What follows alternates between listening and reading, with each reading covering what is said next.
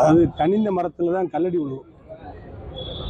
கனிந்த மரத்தில் தான் கல்லடி விழுவும். ஏன்னா அங்கே தான் பழம் இருக்குது, அங்கே தான் பறவைகள் வரும், அங்கே தான் இலைப்பா வரும், அங்கே தான் பழத்தை கொத்தி சாப்பிட வரும். அதை பற்றி தான் குறை சொல்வார்கள். இன்றைக்கு எங்கே எடுத்தாலும், எந்த பத்திரிகை எடுத்தாலும், எந்த யூடியூப் சேனல் எடுத்தாலும், எந்த நடுநிலையாளருடைய விவாதங்கள் எடுத்தாலும், எந்த சமூக ஆர்வலருடைய பேட்டி எடுத்தாலும் அதிமுக கூட்டணி தான் முன்னிலை, எடப்பாடியார் தான் முன்னிலை, முதலமைச்சர் வேட்பாளர் எடப்பாடியார் தான் என்று பெருவாரியான பத்திரிகை கணிப்புகள் இன்றைக்கு வந்து கொண்டிருக்கிறது. இதை பொறுக்க முடியாதவர்கள் சொல்லுகின்ற பிதற்றலான வார்த்தை தான் அதிமுக ஊழல் கட்சி, அதிமுக ஊழல் கட்சி என்று சொல்லி. ஏன்னா எங்களுடைய பொருளாளர் திண்டுக்கல் சீனிவாசன் சொன்னதை போல திரைப்பட 200 ரூபா டிக்கெட்டை 2000 ரூபாய்க்கு விற்பவர்கள் எல்லாம் யோக்கியர்களை போல அதிமுக நாங்கள் என்ன தப்பானவர்களா? புரட்சித் தலைவர் எம்ஜிஆர் நடிகராக இருந்தார், அரசியலில் நடிக்கவில்லை, அரசாங்கத்தில் நடிக்கவில்லை.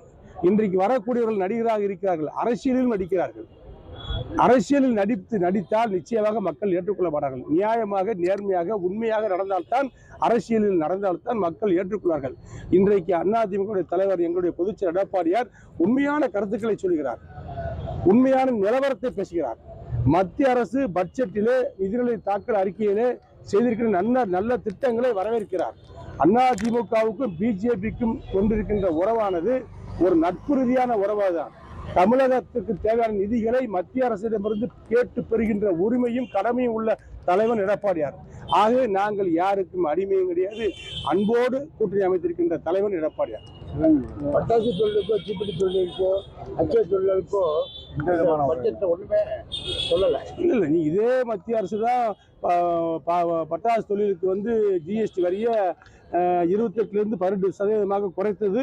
எங்களுடைய பொதுச்செயலர் எடப்பாடியுடைய வேண்டுகோளை ஏற்று நான் தான் சென்னை, டெல்லிக்கு சென்று அன்றைய நிதியமைச்சர்களையும் மற்ற அமைச்சர்களையும் தொழில்துறை அமைச்சரெல்லாம் பார்த்து பேசி எங்களுடைய அன்றைய அமைச்சர் ஜிஎஸ்டி கவுன்சில் அமைச்சராக இருந்த ஜெயக்குமார் அவர்கள் சென்று, நானும் சென்று எங்களுடைய எம்பி அண்ணன் தம்பித்துறை மன்னர்கள் கூட ஜிஎஸ்டி வரியை குறைத்து எங்களுடைய பொதுச்செயலர் தான் எடப்பாடியார் தான் ஏற்பாடு செய்தார்.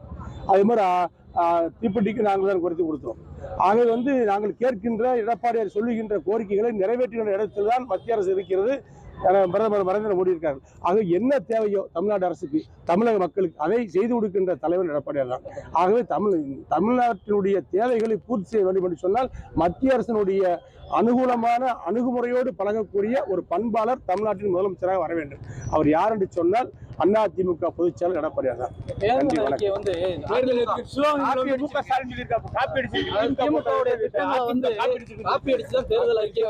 2021 தேர்தலில் அதிமுக அறிவித்த தேர்தல் அறிக்கையை காப்பியடித்து தேர்தல் அறிக்கை விட்டு தனது மீடியா பலத்தால் அதை மிகைப்படுத்தி காட்டியதுதான் திமுக.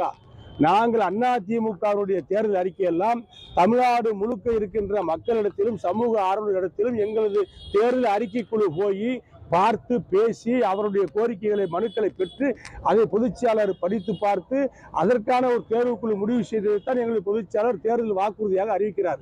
இதில் எங்கேயும் திமுகவுக்கு கிடையாது. திமுக கொடுத்த வாக்குறுதியில் எதையும் நிறைவேற்றவில்லை என்ற குற்றச்சாட்டில் இருந்து தப்பிப்பதற்காக திமுக ஓடுகின்ற நாடகம்தான் எங்களது கோரிக்கைகள், எங்களது அறிக்கைகள் என்று சொல்லுவதெல்லாம் மக்களை ஏமாற்றுவதற்கு. இனிமேல் தமிழ்நாட்டு மக்களை திமுக தலைவராலோ, திமுக கட்சி தலைவர்களாலோ, திமுக கட்சியாலோ ஏமாற்ற முடியாது. இந்த தேர்தல் திமுகவுக்கு மிகப்பெரிய தோல்வியை கொடுக்கும். அதிமுக மிகப்பெரிய வெற்றியை பெறும். எடப்பாடியார் முதலமைச்சராக வருவார்.